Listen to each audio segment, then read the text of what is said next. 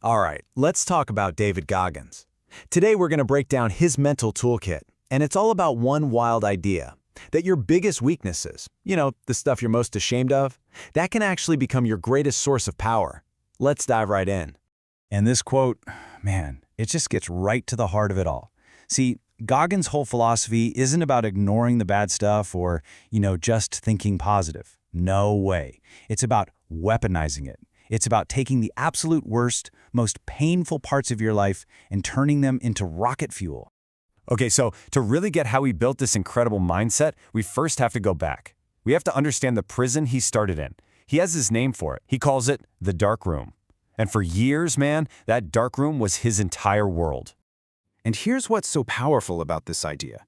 The dark room, it isn't some metaphor. It's real. It's built from the hard, cold facts of your life. All the traumas, the failures, everything you believe makes you who you are. For Goggins, this was ground zero. This is where it all began. In the foundation of his dark room, it was just brutal.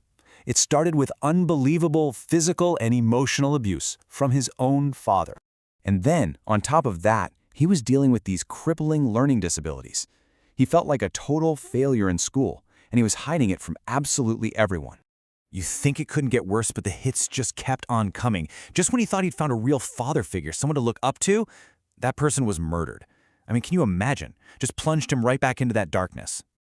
So all of this, all of it, it boiled down to one core belief he had about himself, that he was a complete fraud. Weak, stupid, and just broken. This huge mountain of negativity, well, that was the raw material he had to work with. But then came the turning point. That one moment where he decided, I'm done. Done being a victim of that dark room. Instead, he started using the very bricks of that prison to build an empire. This is where everything changes. This is where he flips the script. And you know what? His method, it really boils down to two incredibly powerful tools. And they're tools that literally anyone can use. It's the voice inside your own head and the pictures you create in your mind. Self-talk and visualization. It sounds so simple, right? But the way he applies it, it is brutally effective. Okay, let's look at this in action. This is a real-world example from one of his first ultramarathons. So on the left, you've got his reality. His body is just completely falling apart. I mean, we're talking about things that would make any normal person quit, right? But look at the right. This is how he uses that self-talk to transform the pain. He asks himself a question. Who else on this planet would still be going right now? And then he gives himself the answer. You are. And this is just a brilliant illustration of the end result. Did he care if it was objectively true that he was the hardest motherfucker on the planet? Not at all. He just needed to believe it. He convinced his own mind so completely that his body had no other choice. It just had to obey and push way, way past what should have been its absolute limit. Okay, so we've seen Goggins' solution, right? The flip. Now let's talk about the one thing he believes will absolutely 100% guarantee your failure. He says it's the single most destructive habit you can have, and that is self-pity. The way Goggins talks about pity is fascinating. He calls it a poison disguised as comfort. Think about that. It feels good for a second, right? When someone says, oh yeah, your life is so hard.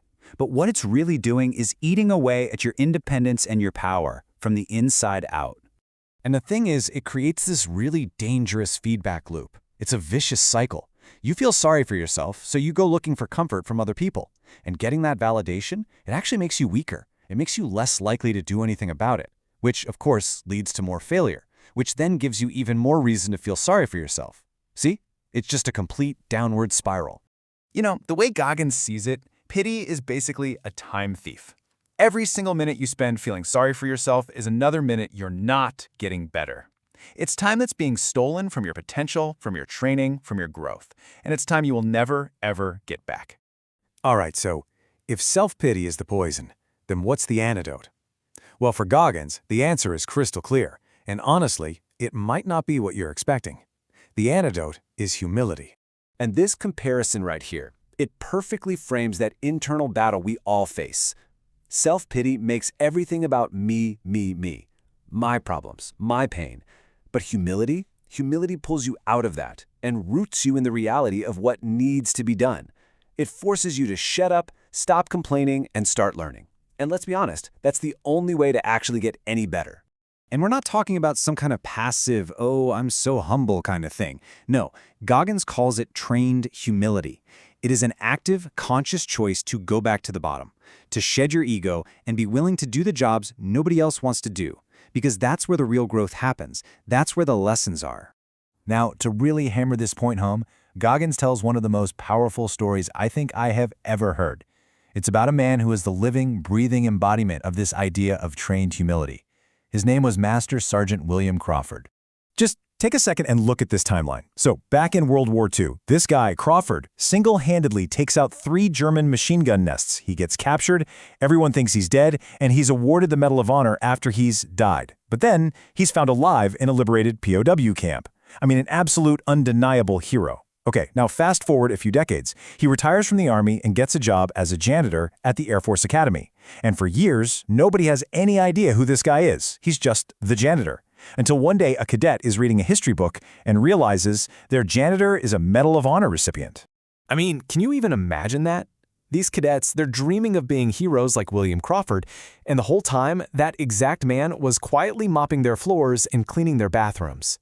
The Medal of Honor, it didn't change who he was. He was defined by his actions and his character, not by some medal hanging on a wall. And this brings it all right back to Goggins' core message.